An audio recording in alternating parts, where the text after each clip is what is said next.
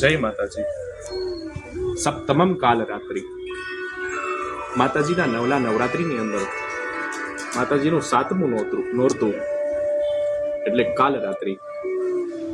આ માતા કાલ રાત્રિની કથા જોઈએ આપણે પુરાણોની અંદર તો દુષ્ટોનો, દૈત્યોનો વિનાશ કરવા માટે માતાજીનો જન્મ થયો.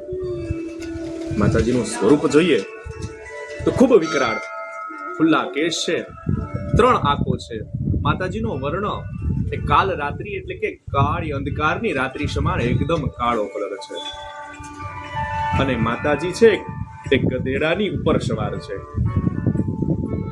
કાલ રાત્રિ માતાજીની ઉપાસના કરવાથી, માતાજીની ભક્તિ કરવાથી, એનું પૂજન અર્ચન કરવાથી દુષ્ટ હોય, દૈત્ય હોય અને બંધનમાં પડેલો હોય એ મનુષ્ય એમાંથી મુક્ત થાય છે. તો આવો માતાજીની ભક્તિ પ્રાપ્ત કરીએ અને માતાજીનું આજના નોરતાની અંદર ધ્યાન ધરી આવાહન કરીએ અને પૂજન કરીએ.